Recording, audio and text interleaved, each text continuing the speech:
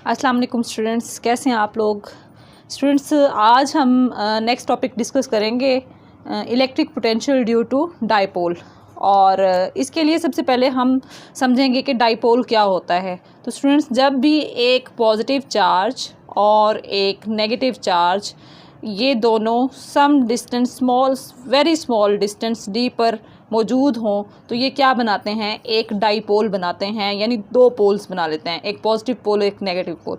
तो ये डाइपोल बन जाता है। और जब हम लोग इसी चार्ज के मैग्नीट्यूड को मल्टीप्लाई कर देते हैं इस डिस्टेंस डी के साथ, तो हमारे पास एक नई टर्म इंट्रोड्यूस हो जाती है जिसको हम नाम देते हैं डाइपोल मोमेंट का। ठीक है, यानी product of charge, magnitude of charge and distance between the charges is known as dipole moment. और डाइपोल मोमेंट की डायरेक्शन होती है from negative to positive charge. ठीक हो गया। तो ये आपने जहन में रखना है कि डाइपोल मोमेंट एक वेक्टर क्वांटिटी है। अब हमने स्टूडेंट्स पढ़ना है कि डाइपोल की जैसे इलेक्ट्रिक पोटेंशियल कैसे फाइंड करते हैं। तो इसमें हमने एक पॉजिटिव चार्ज कंसीडर किया है, जैसे आपको डायग्राम में नज़र आ रहा है। एक नेगेटिव चार्ज जो है वो यहाँ पे हमने कंसीडर किया है, और इन दोनों के मिड पॉइंट ओ से हम पॉइंट पी तक, इस पॉइंट पी पे हम इलेक्ट्रिक पोटेंशियल फाइंड करना चाह रहे हैं।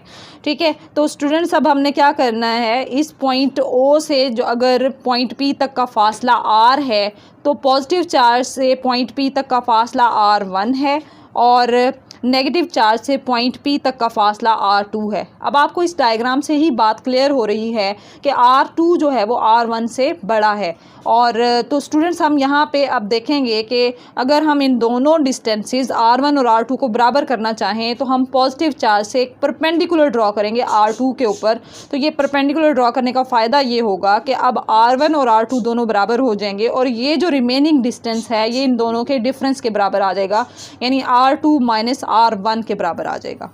और ये अगर एंगल थीटा बन रहा है तो ये हमारे पास एक राइट एंगल ट्रायंगल बन जाएगी, जिसकी बेस ये वाली होगी, जिसका परपेंडिकुलर ये वाला होगा, और जिसका हाइपोटेन्यूज ये वाला होगा। ठीक हो गया स्टूडेंट्स। अब आपने क्या करना है, यहाँ पे ये जो पॉजिटिव चार्ज और नेगेटिव चार्ज के दरमियान स्मॉल डिस्टेंस डी है, अब हम इसी को यूज़ करते हुए ड्यू टू पॉजिटिव चार्ज भी इलेक्ट्रिक पोटेंशियल फाइंड करेंगे, और ड्यू टू नेगेटिव चार्ज भी electric potential at point P find करेंगे, और इन दोनों को सम करेंगे तो टोटल इलेक्ट्रिक पोटेंशियल आ जाएगा। तो आइए ज़रा इसको हम मैथमेटिकली करके देखते हैं। तो ये आ जाएगा आपके पास V is equal to V positive plus V negative. अब V पॉजिटिव है तो आपने इलेक्ट्रिक पोटेंशियल का फार्मूला पहले ही पढ़ रखा है प्रीवियस लेक्चर में। V is equal to 1 divided by 4 pi epsilon naught Q divided by R। ये आपने प्रीवियस लेक्चर्स में फार्मूला पढ़ा हुआ है, तो उसी को हम यहाँ पे अप्लाई कर रहे हैं। चूँकि पॉजिटिव चार्ज जो है इसका डिस्टेंस R1 है, तो आप यहाँ पे लिखेंगे 1 divided by 4 pi epsilon naught Q divided by R1, और V नेगेटिव के लिए आप लिख देंगे 1 divide by 4 pi epsilon not minus Q, क्योंकि नेगेटिव चार्ज है तो minus Q divided by R2 distance पर वाक़या है तो R2 आप लिख देंगे। अब आपने क्या करना है, इसमें कॉमन क्या आ रहा है, आपको नज़र आ रहा है स्टूडेंट्स के 1/4 पाई एप्सिलॉन नॉट और साथ Q, ये दोनों ही टर्म्स में कॉमन है, तो आपने इनको कॉमन ले लेना है। तो ये आ जाएगा Q divided by 4 pi epsilon not multiply by 1/R1 minus 1/R2। अब आप एलसीएम ले लेना है ना, तो ये आपके पास आ जाएगा R1 R2, इसका प्रोडक्ट आ जाएगा। और जब आप एलसीएम लेते हैं तो ये आ जाएगा आपके पास R2 माइनस R1।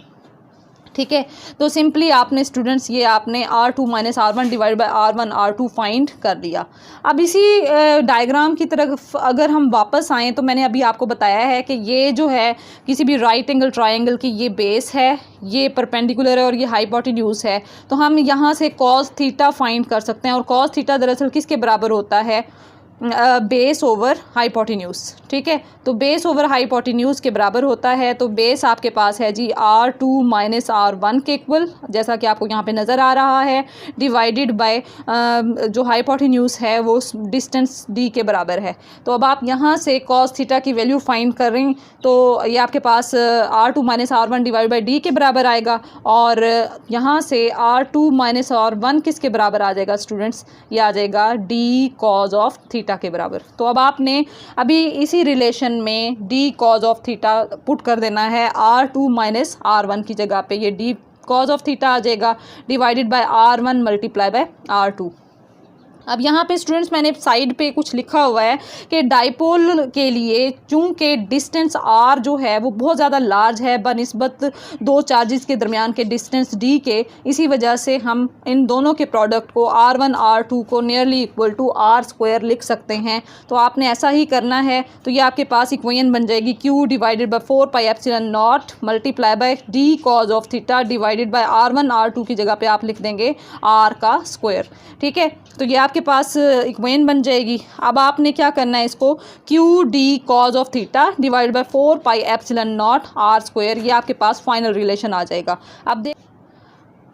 अब आपको मैं बता चुकी हूँ इस लेक्चर के स्टार्ट में ही कि product of magnitude of charge and the distance between two charges is equal to dipole moment. इसको P से जाहिर किया जाता है, इसकी अलामत है, ये सिंबल इसका है। तो आपने क्या करना है, प्रीवियस जो हमने फार्मूला डिराइव किया था वो था 1/4 पाई epsilon not Q D cause of theta divided by r का स्क्वायर। अब q मल्टीप्लाई बाय d की जगह पे आप क्या लिख देंगे, p, और साथ लिख देंगे cause of theta divided by r का स्क्वायर।